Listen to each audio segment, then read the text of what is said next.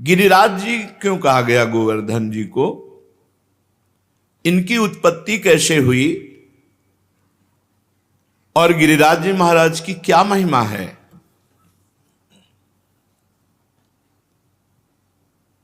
श्री नंद बाबा ने गर्गाचार्य जी को प्रेरित किया महिमा वर्णन करने के। उपनंद आदि बड़े बड़े महापुरुष ये सब बैठ करके गिरिराज महाराज की महिमा सुन रहे हैं। साक्षात परिपूर्णतम भगवान श्री कृष्णचंद्र जो असंख्य ब्रह्मांडों के अधिपति हैं, कर्तुम अकर्तुम अन्यथा कर्तुम सर्व समर्थ हैं। जब पृथ्वी का भार उतारने के लिए स्वयं इस भूतल पर पधारे तो उन जनार्दन ने अपनी प्राण प्रिय प्राण वल्लभा अपनी उपास्य श्री राधा किशोरी से कहा, प्रिय तुम्हें हमारे साथ भूतल में हमारे लिए चलना होगा नवनिवृत्त निकुंज से। किशोरी जी ने कहा, प्राणनाथ आप चलने की बात कैसे सोच सकते हैं? जहां वृंदावन नहीं, जहां यमुना सखी नहीं, जहां गिरिराज गोवर्धन नहीं, वहां मेरा पदार्पण हो ही नहीं सकता। भूतल पर अगर हमारी सखी यमुना जी नहीं, गिरिराज गोवर्धन नहीं, तो प्राणनाथ जहां वृंदावन नहीं वहां राधा किशोरी नहीं जा सकती। श्री लाडली जी की बात सुनकर हरिजू ने मुस्कुरा दिया और कहा, हमने पहले से व्यवस्था की है। मृत्युलोक में, भारत भूमि में, माथुर मंडल में अपने को ही 84 कोष भूमि में मैंने विस्तार किया है। ये 84 कोष भूमि श्री कृष्ण स्वरूप है। उस 84 कोष भूमि में आपके विलास के लिए, आपकी सेवा के लिए जो जो चाहिए वो हमें पहले से पता है। यमुना जी, गोवर्धन, संपूर्ण आपके सुख के लिए वृंदावन की शोभा भूतल पर उतरेगी। नंद बाबा ने पूछा, क्या पहले से गिरिराज जी महाराज ब्रजभूमि में प्रकट हो गए? तो कहा, नहीं, ये शाल्मली द्वीप के भीतर द्रोणाचल के गर्भ में उत्पन्न हुए थे। जो द्रोणागिरी है उनके पुत्र हैं गोवर्धन जी महाराज, वहां प्रकाशित हुए थे। जब गिरिराज जी महाराज प्रकट हुए थे तो समस्त देवताओं ने पुष्प वर्षा करके गिरिराज जी महाराज का अभिनंदन वंदन किया शाल्मली द्वीप द्रोणागिरी पर। हिमालय आदि पर्वतों ने, सुमेरु आदि पर्वतों ने आकर के गिरिराज जी का पूजन किया, प्रणाम किया, परिक्रमा की, और विधिवत पूजन करने के बाद समस्त पर्वतों ने हाथ जोड़कर गोवर्धन जी की स्तुति प्रारंभ की। त्वं साक्षात् कृष्णचंदस्य परिपूर्णतमस्य च गोलोके गोगणैर्युक्ते गोपी गोपाल संयुते त्वं हि गोवर्धनो नाम वृंदारण्ये विराजसे त्वन्नो गिरीणां सर्वेषां गिरिराजो शिशाम्प्रतम नमो वृंदावनांकाय तुभ्यं गोलोक मौलिने पूर्ण ब्रह्म तपत्राय नमो गोवर्धनाय च। समस्त सुमेर, हिमालय आदि बड़े बड़े पर्वतों ने गिरिराज महाराज की स्तुति की। हे गिरिराज, तुम साक्षात परिपूर्णतम भगवान श्री कृष्ण का स्वरूप हो। भगवान श्री कृष्ण की प्राण प्यारी गौओं का समुदाय, गोपाल, गोप सुंदरी गोपियों का समुदाय, ये सब आपकी तलहटी में आनंद प्राप्त करेगा। तुम्हारा नाम गोवर्धन है, तुम वृंदावन में नित्य विराजोगे। इस समय हम समस्त पर्वतराज आपको गिरिराज पदवी प्रदान करते हैं। द्रोणागिरी की गोद में प्रकट हुए गोवर्धन महाराज को गिरिराज पदवी प्रदान की समस्त विश्व के महान महान पर्वतों ने। वृंदावन सच्चिदानंदमय है, गोवर्धन भगवान द्रोणागिरी में विराजमान है। समस्त देवता गिरिराज सुमेरु आदि स्तुति करके गोवर्धन जी महाराज को प्रणाम करके परिक्रमा करके सब अपने अपने स्थान को गए। उसी समय महिमा सुन करके कि द्रोणागिरी पे गोवर्धन जी महाराज प्रकट हुए हैं, बड़े ही तप के धनी पुलस्त ऋषि कौतुकवश दर्शन करने के लिए गिरिराज जी द्रोणागिरी पर पहुंचे। देखा द्रोणाचल की गोद में गौर श्याम वर्ण, गिरिराज जी के शिलाओं में आभा प्रकट होती गौर श्याम। एकाग्रता पूर्वक जब गिरिराज जी की परिक्रमा करो, दूर से देखो तो कुछ शिला में गौर रंग, कुछ शिला में श्याम रंग आपको दिखाई देगा। गोवर्धन भगवान ऐसे माधवी मालती सुंदर सुंदर लताएं गुफाएं, बड़े सुंदर वृक्ष जो मीठे फलों के भार से सुंदर सुंदर सरोवर कुंड झरने, महाराज देखते ही पुलस्त ऋषि लुट गए। ये तो महान तपस्या करने की स्थली है, इनकी कंदराओं में तो बहुत आनंद आएगा ध्यान करने में भगवान का। सैकड़ों शिखर गिरिराज जी महाराज के रत्नमय, विविध रंग बिरंगे धातु, विविध शोभा पुष्पों की, नाना प्रकार के पक्षी खग कोलाहल कर रहे, झरने गिर रहे, मृग और बहुत से बंदर, मयूर, केकिका ध्वनि, बड़ा आनंद गिरिराज महाराज। पुलस्त जी के मन में इच्छा हुई कि ये पर्वत हमारे अधिकार में आना चाहिए, गोवर्धन। द्रोणाचल से कहा, द्रोणागिरी मैं तुम्हें आदेश करता हूं अपने पुत्र का मुझे दान करो। द्रोणागिरी के पुत्र हैं गोवर्धन जी महाराज। तुम पर्वतों के स्वामी हो, तुम्हारा बड़े बड़े ऋषि मुनि तपस्या के द्वारा आदर करते हैं, तुम बड़ी औषधियों के पुंज हो, दिव्य औषधियां तुम में प्रकाशित होती हैं। जब लक्ष्मण जी को वीर घातनी शक्ति मेघनाथ ने मारी थी तो यहीं से औषधि, तो हनुमान जी महाराज को लगा कि कौन सी औषधि है, क्योंकि उन्होंने बताया प्रज्वलित तेजोमयी, तो कालने मैंने साफ प्रज्वलित तेजोमय कर दी थी कि हनुमान जी भ्रम में पड़ जाए। लेकिन बुद्धिमान अग्रगण्यम बलवताम वरिष्ठम, पूरा द्रोणागिरी उखाड़ लिया, जो मन आवे सो छांट लो औषधि। तुम औषधियों से संपन्न हो। मैं काशी में गिरिराज जी को विराजमान करूंगा, क्योंकि मैं काशी वास करने वाला हूं और मैं याचना ही नहीं कर रहा, आदेश दे रहा हूं। अगर ना तो साप,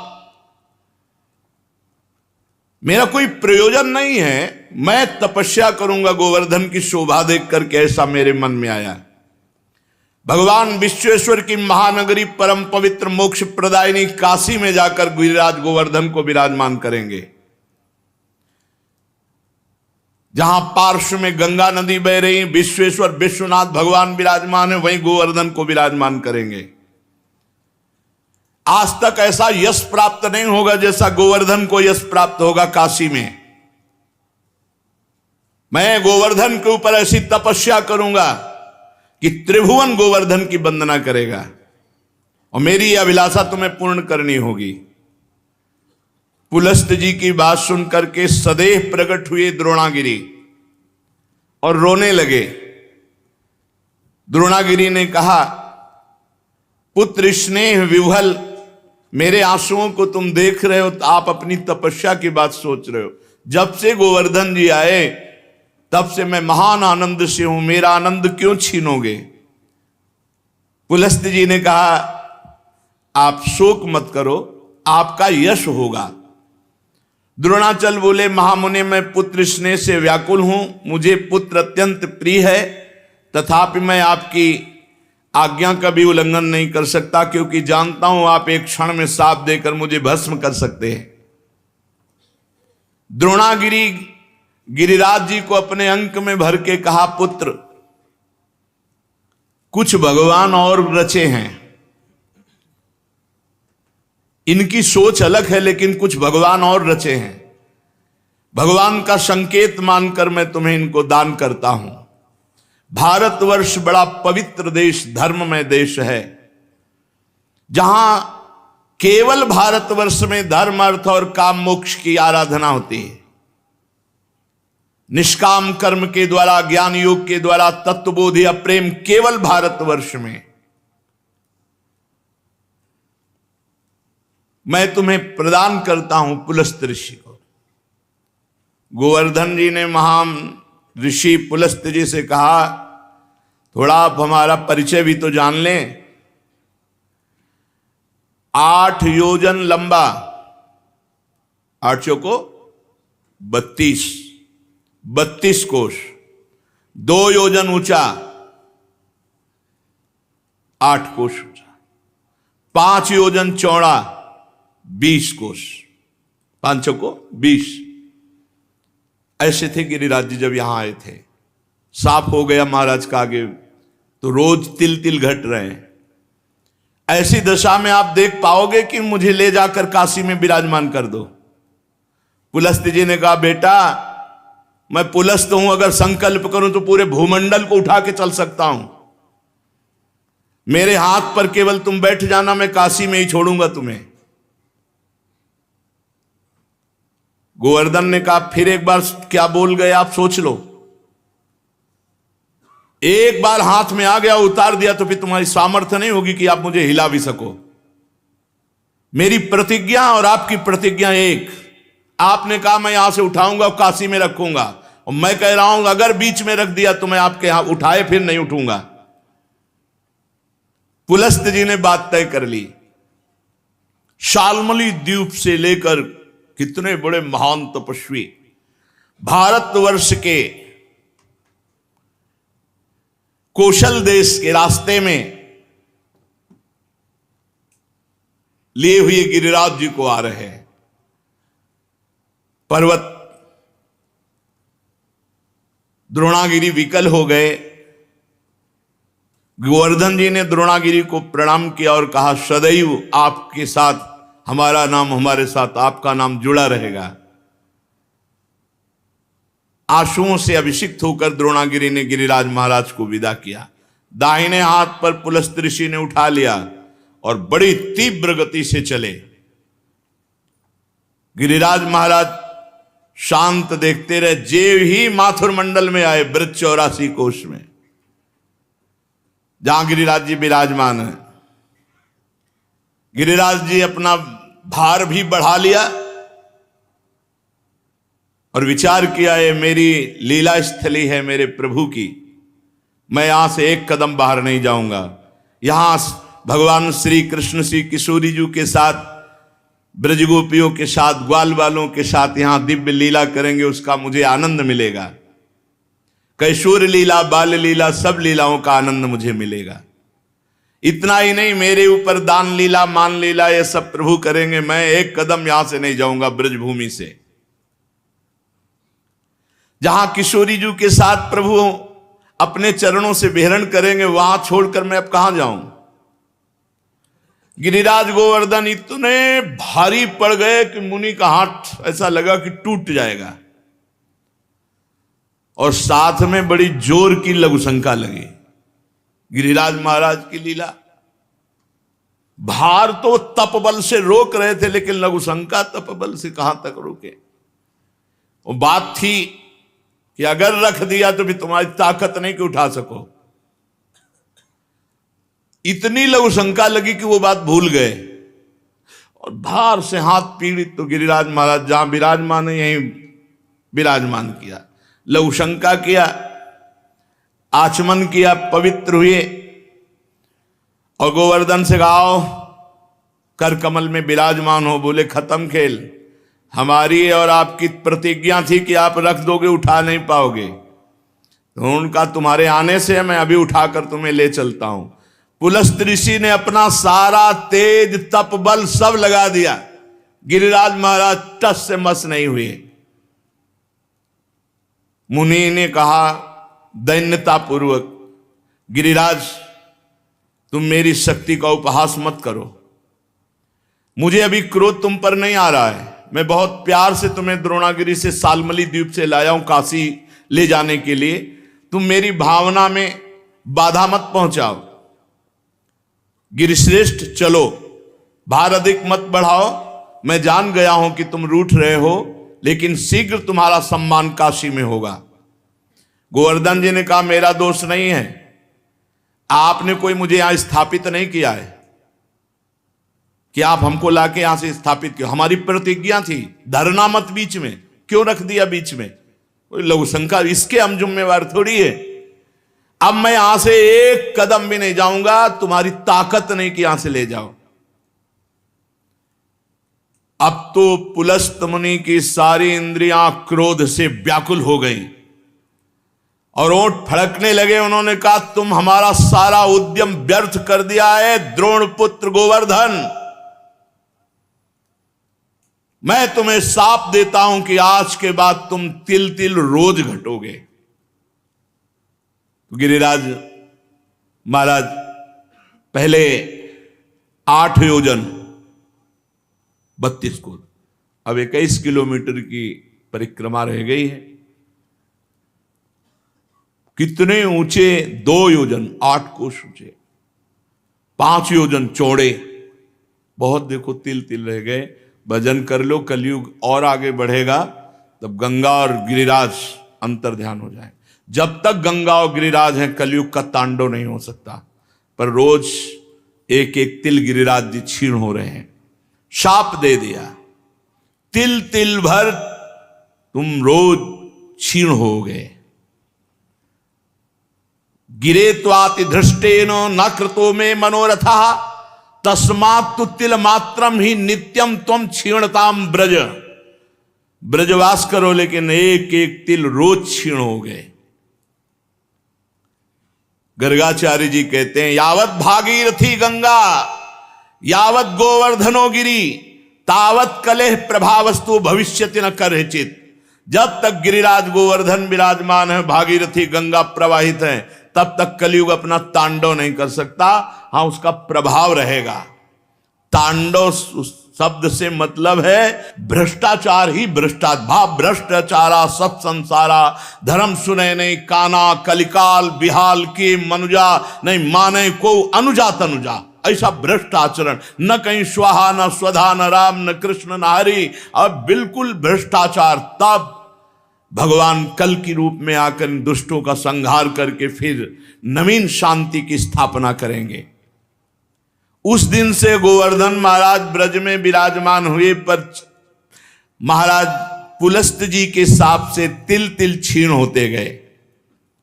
जब तक भागीरथी गंगा गोवर्धन पर्वत भूतल पर विद्यमान है, तब तक कलिकाल का प्रभाव कदापि नहीं बढ़ेगा। ये गोवर्धन का शालमली द्वीप द्रोणागिरी से ब्रजधाम आना है। ये पावन श्री गिरिराज महाराज जी का चरित्र है। एक समय की बात है कि गोदावरी तट पर एक ग्राम में एक ब्राह्मण रहता था। तो वो अपना ऋण लेने के लिए, कोई धनी मानी मथुरापुरी में रहते थे, तो यहां आए। वो अपना कार्य पूरा करके जब घर को लौट रहे थे, तो रास्ते में गिरिराज गोवर्धन जी मिले। तो ऐसा सुंदर पत्थर का टुकड़ा ऐसे देख करके उनको लगा कि साथ ले जाना चाहिए। एक बात ध्यान रखें, गिरिराज जी को साप मिल गया है इस बात के लिए कि ब्रज से बाहर नहीं जाना चाहते थे। और अगर किसी ने गिरिराज जी को ब्रज से बाहर ले जाने की चेष्टा की तो साप का अधिकारी होगा, अपने आप उसका पतन शुरू हो जाएगा। ये मत सोचो कि गिरिराज जी की शिला की महिमा सुनी तो ले जाकर ब्रजमंडल के बाहर विराजमान कर लें, ये सिद्धांत नहीं है। कुछ लोग कहते हैं कि अगर आप शिला उठाओ तो उसी के बराबर सोना गिरिराज जी को, सोना सुमेरु पर्वत परिक्रमा करके प्रणाम करके गिरिराज पदवी दे गया। उनको सोना चाहिए, उनको ब्रज चाहिए। ब्रज से बाहर ले जाने का कोई सिद्धांत नहीं कि आप सोना चांदी चाहे जितना बराबर रख दो। ऐसा शर्त कर देते तो पुलस्त्य ऋषि तपस्या से सोने का बना देते गिरिराज जी को। गिरिराज जी की शिला को ब्रजमंडल से बाहर ले जाना घोर अपराध है। ये तुम्हारी भक्ति का बाधन होगा, साधक नहीं होगा। ये मत सोचना कि हम गिरिराज जी की शिला उठाएं, इतनी महिमा सुनी तो बाहर ले जाएं। अपना कार्य पूरा करके वो घर लौटने लगा। तब गोवर्धन की जी के तट पर वो गोल पत्थर बड़ा सुंदर लगा। गिरिराज जी की शिला तो उठा ली। अभी वो ब्रजमंडल में ही था कि एक घोर राक्षस उस पर टूट पड़ा, उस ब्राह्मण पर। उसका मुंह ऐसे नाटा छाती में घुसा हुआ, 3 पैर 6 भुजाएं, बड़ा विकराल ओंठ, ऐसे दांत, मोटी नाक, बदबू आ रही थी। बड़े बड़े दांत बगाड़ कर ब्राह्मण को खाने के लिए। राक्षस बहुत भूखा था। वो दहाड़ता हुआ ब्राह्मण के ऊपर। अब जैसे कोई आक्रमण करे तो अपने पास कुछ होता तो ऐसे करने का। ब्राह्मण के हाथ में गिरिराज शिला थी। सीधे उस राक्षस के ऊपर गिरिराज शिला का प्रहार किया। जे ही गिरिराज शिला स्पर्श हुई, उसका राक्षस शरीर छूटा और श्याम सुंदर रूप अर्थात भगवान के सारूप्य मोक्ष को प्राप्त हुआ। जैसा भगवान श्याम सुंदर का रूप वैसा रूप, विशाल नेत्र, प्रफुल्ल कमल दल के समान बनमाला धारण किए हुए, पीतांबर मुकुट, कानों में कुंडल, एक हाथ में बेत। ऐसा लग रहा था साक्षात श्याम सुंदर प्रकट हो गए। जब वो दिव्य रूपधारी हो गया और ब्राह्मण देवता के आगे घुटने टेक दिए और कहा, हे ब्राह्मण श्रेष्ठ, तुमने मुझे आज निष्पाप कर दिया। आज तक मैं निष्पाप नहीं हो पाया महामते। मेरी राक्षस योनि न जाने कितने समय से थी और मैं कब तक भोगता, लेकिन ये तुमने गिरिराज जी की शिला से जो प्रहार किया, मेरे सारे पाप नष्ट हो गए। तुम्हारे सिवा दूसरा कोई ऐसा नहीं जो मेरा उद्धार कर सकता। ब्राह्मण बोला, पहले तो भयंकर रूप में, अब इतने सुंदर रूप में मैं आश्चर्य में पड़ गया हूं। मेरे में तो कोई सामर्थ्य नहीं है, मेरे द्वारा तुम्हारा उद्धार कैसे हो सकता? मैंने तो कोई संकल्प भी नहीं किया। और एक पाषाण का क्या ऐसा फल हो सकता है कि उसके स्पर्श से तुम भगवान का स्वरूप हो गए? उसने कहा, ब्राह्मण, ये साधारण पाषाण नहीं है, ये गिरिराज गोवर्धन की शिला है जो साक्षात भगवान हरि का रूप है। अरे इसके दर्शन मात्र से कृतार्थ हो जाए जीव। जो गंधमादन की यात्रा करके बड़ी तपस्या पूर्वक फल की प्राप्ति नहीं की जा सकती, वो गिरिराज जी के दर्शन मात्र से और परिक्रमा से कोटि गुना पुण्य प्राप्त किया जा सकता है। गंधमादन पर्वत पर तपस्या करके जो फल प्राप्त नहीं किया जा सकता, उससे करोड़ गुना फल गिरिराज जी की परिक्रमा, गिरिराज जी के दर्शन से। गिरिराज गोवर्धन साक्षात श्री हरि का रूप है, दर्शन मात्र से निष्पाप कर देते हैं। गंधमादन की यात्रा करने से मनुष्य को जो गंधमादन पर जाकर तप करने का फल मिलता है, उससे कोटि गुना पुण्य गिरिराज जी के दर्शन और परिक्रमा से मिल जाते हैं। अब देख लो, राक्षस था, गिरिराज जी के स्पर्श से श्याम सुंदर रूप हो गया। उस जो भगवत स्वरूप बना हुआ है, वो बोला, मलयाचल पर एक भार स्वर्ण का दान करने से जिस पुण्य फल की प्राप्ति होती है, गिरिराज महाराज में एक बार लौट जाने से उस फल की प्राप्ति होती है। रज में लौट गए, इस सुख को कौन जाने। वृंदावन की गुणन सुन हित सो रज में लोट, जय सुख को पूजत नहीं मुक्ति आदि सतकोट। ये यहां का लाभ है। अरे भाई, रज में लोटो, आचमन करो, बैठ के भजन करो, कीर्तन करो। जो मंगलप्रस्थ पर्वत पर ब्राह्मणों से वेद पाठ करवा करके उनको दक्षिणा दे, भगवान विष्णु के शास्त्र नाम का पाठ करवावे, वो जो फल प्राप्त होता है वो गिरिराज जी की तलहटी में बैठ के थोड़ी देर नाम कीर्तन करने से प्राप्त हो जाता है। थोड़ी देर भगवान नाम कीर्तन गिरिराज जी की तलहटी में, अरे लाभ लो भाई, ब्रजमंडल में आए हो जरूर जाना गिरिराज जी। बस नशा वशा गंदी बातें मत करो, उपवास करके दर्शन करो, एक दिन उपवास करके देखो सारे पाप नष्ट हो जाएंगे। मानसी गंगा में स्नान करो, राधा कुंड आचमन, कृष्ण कुंड आचमन, रज में लोटो परिक्रमा। कितना मंगलमय देश है ब्रज 84 कोस। गिरिराज जी के समान पुण्य प्रदान करने वाला कोई भूमंडल पे दूसरा तीर्थ नहीं है। ऋषभ पर्वत, कूटक पर्वत, कोलक पर्वत, सोने से मढ़ी हुई सींग वाली 1 करोड़ गऊओं का दान करने से जो फल मिलता है, गिरिराज गोवर्धन की संपूर्ण तीर्थ स्थली के दर्शन मात्र से प्राप्त हो जाएगा। जैसे बताए गए जो तीर्थ स्थलियां, इनमें भ्रमण किए, ब्रजवासियों से पूछ ले, वो बता देंगे कि अमुक जगह। एक परिक्रमा जो रोड वाली है उसमें तो आप ज्यादा दर्शन आदि का लाभ नहीं ले सकते, लेकिन अंदर वाली जब परिक्रमा करेंगे और एक ब्रजवासी कोई गाइड करने वाला हो तो वो सब ये छुपे हुए जो तीर्थ स्थल हैं सबके दर्शन करा देंगे। गोवर्धन पर्वत की यात्रा करने से 1 करोड़ सोने से सींग बढ़ाकर गौ में दान करने का जो फल ऋषभ पर्वत, कूटक पर्वत, कोलक पर्वत पर है, वो गिरिराज जी की यात्रा मात्र से पूर्ण हो जाता है। ऋषिमुख, सहगिरि, देवगिरि की संपूर्ण यात्रा और पृथ्वी की पूरी परिक्रमा करने का जो फल है, उससे करोड़ गुना फल गिरिराज जी की लूट लूट करके प्रदक्षिणा करने से प्राप्त हो जाता है, अर्थात दंडवती परिक्रमा से। भविष्य काल में उसका मंगल नहीं हो सकता जो एक बार गिरिराज जी से प्रीति कर ले। जय गिरिराज महाराज। श्री शैल पर 10,000 वर्ष तक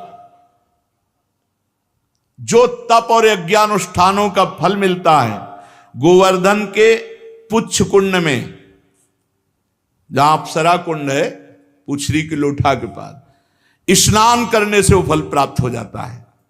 जो गोवर्धन पर्वत पर उत्तम ब्रजवासी ब्राह्मणों को पवाकर दान देता है, वह स्वर्ग चाहे तो स्वर्ग, भगवान के वैकुंठ धाम को चाहे तो वैकुंठ धाम की प्राप्ति होती। धन होए ना तो ये लाभ लेना चाहिए। भगवान के तीर्थों धामों में जाकर के भूखों को भोजन देना चाहिए, पूज्य जनों को कुछ दक्षिणा भोजन ऐसे करना चाहिए। भगवान दिए हों तो करना चाहिए। यहाँ 1 का लाखों भगवान देते हैं, मिलेगा। थोड़ा धैर्य रखो। समय, खेती भी बोई जाती तो अपने समय से फलीभूत होती है। चित्रकूट पर्वत पे रामनवमी के दिन पयस्वनी मंदाकिनी में, बैसाख की तृतीया को पारियात्र पर्वत पर, पूर्णिमा को कुकुराचल पर और द्वादशी को नीलाचल जगन्नाथपुरी में, सप्तमी को इंद्रकील पर्वत पर जो दर्शन करने से पुण्य होता है, परम लाभ होता है, गोवर्धन गिरिराज जी में किसी एक कुंड में स्नान करने से उसका फल प्राप्त हो जाता है। किसी एक कुंड पर बड़ा योग लिखे हुए हैं कि जैसे बृहस्पति के सिंह राशि पर स्थित होने पर गोदावरी में, कुंभ राशि पर हरिद्वार में, पुण्य नक्षत्र पुष्कर में, सूर्य ग्रहण कुरुक्षेत्र, चंद्र ग्रहण काशी में, एकादशी के दिन शुकर तीर्थ में, कार्तिक पूर्णिमा को गढ़मुक्तेश्वर में, जन्माष्टमी के दिन मथुरा जेल में, द्वादशी के दिन खांडोवन में, कार्तिक पूर्णिमा को वेंकटेश्वर नामक महावट, मकर संक्रांति तीर्थराज प्रयाग में, वैधृति योग बृहस्पति, रामनवमी के दिन अयोध्या में। ये जो यात्रा करने पर फल प्राप्त होता है, गिरिराज जी की शिला का जल से अभिषेक, दुग्ध से अभिषेक, गिरिराज जी की शिला का पूजन करने से वो सब फल प्राप्त हो जाता है। जो भगवान श्री कृष्ण में मन लगाकर उद्धव कुंड, गोविंद कुंड, इसमें स्नान करता हुए श्री कृष्ण के सारूप्य पद को प्राप्त होता है। हमारे गोवर्धन पर्वत पर जो मानसी गंगा है, बहुत पवित्र है मानसी गंगा, बहुत पवित्र। ये अनुभव की बात कह रहा हूं। तभी बार बार हम जब गिरिराज जी की बात करेंगे तो मानसी गंगा की बात करेंगे। सैकड़ों राजसूय यज्ञ करने वाला उतना पवित्र नहीं हो सकता जितना मानसी गंगा में स्नान करने से। गिरिराज जी का दर्शन स्पर्श ये महान पुण्यात्मा को प्राप्त होता है। यदि आपको विश्वास ना हो तो देखो, मैं महापापी हूं। गोवर्धन की शिला स्पर्श मात्र से मैंने भगवान श्री कृष्ण के स्वरूप को प्राप्त कर लिया। उस भगवत स्वरूप की बात सुनकर के ब्राह्मण को बड़ा विस्मय हुआ।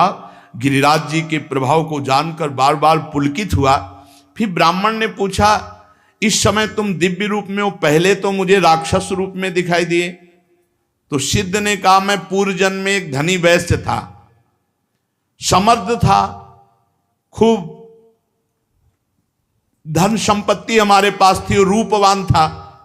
तो मैं दूसरी स्त्रियों के साथ व्यभिचार करना, जुआ खेलना, मदिरा पीना, आगे चल करके वैश्यागमन करना और मदिरा में उन्मत्त होकर हिंसा करना, माता पिता पत्नी सबको मारना फटकारना। एक दिन मैंने ऊब करके अपने मां बाप को जहर देकर मार डाला और पत्नी की तलवार से काटकर हत्या कर दी और स्वच्छंद रूप से फिर वैश्यागमन आदि अपराध करता रहा। लूटपाट का काम करने लगा क्योंकि धन की आवश्यकता थी।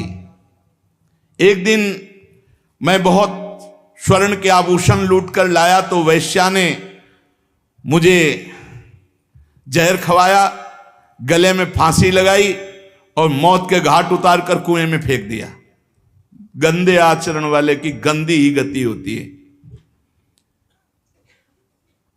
अब मैं महापातकी यमदूतों के मुदगरों से पीट पीट कर बांध कर नरक ले जाया गया, कुंभी पाक नरक में डाला गया। एक मनवंतर तक नरक भोगने के बाद मुझे तप्त सूर्मी नामक नरक में डाला गया। ऐसे मैं न जाने कितने नरकों को भोग कर फिर राक्षस बना। भारतवर्ष में कर्म वासना के अनुसार मेरा राक्षस योनि प्रकट हुई। कितने नरक भोगने के बाद, बहुत होश में, हर कर्म बिना दंड दिए नहीं जाएगा।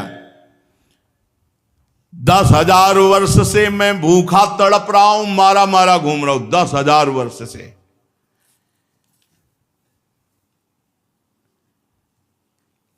यमुना के सुंदर तट पर आज मुझे उद्धार का अवसर मिला। आपने जो गिरिराज जी की शिला मुझे मारी, उससे मैं भगवत स्वरूप हो गया। आज ब्रजभूमि को मैं बार बार नमस्कार करता हूं। जिस ब्रजभूमि में मैं भूखा तड़पता पापी तुम्हें खाने के लिए, लेकिन तुम्हारे द्वारा गिरिराज जी के स्पर्श से साक्षात श्री कृष्ण स्वरूप हो गया हूं। इस प्रकार वार्ता हो ही रही थी कि भगवत धाम से एक विमान उतरा जो सहस्त्रों सूर्यों के समान तेजस्वी था। 10,000 घोड़े जुते हुए थे और महान ध्वनि हो रही थी। उसमें भगवत पार्षद आए और ब्राह्मण के देखते देखते उस सिद्ध को, जो राक्षस था अब भगवत स्वरूप हो गया था, विमान में बैठाला और भगवान के धाम को ले गए। निकुंज विलासी श्री प्रिया प्रीतम की पावन प्रेम स्थली, क्रीड़ा स्थली है। श्री गिरिराज महाराज, नंदगांव, बरसाना, ये सब महान महान तीर्थराज। प्रयाग भी यहाँ आकर अपने पापों का प्रायश्चित करते हैं। जो तीर्थों से पाप इकट्ठा करते हैं उनको यहाँ भस्म करते हैं आकर। इसलिए हम सब सौभाग्यशाली जो हमें ब्रजभूमि में आने को मिला, वास मिला। अब हम अपने जीवन को ऐसी एक धारा में देखो, जो कर्म करोगे उसका आपको फल भोगना पड़ेगा। चरित्र सुन करके भयभीत होना चाहिए और भगवान की शरण में जाना चाहिए और वो उपाय करना चाहिए जिससे हम निष्पाप हो जाएं, हमें दंड भोगने को ना मिले, हमें कम से कम अगला जन्म मिले तो सुअर कुत्ता का ना मिले, फिर मनुष्य जन्म मिले और हम साधना करके भगवान की प्राप्ति करें। मनुष्य जीवन बड़ा दुर्लभ है।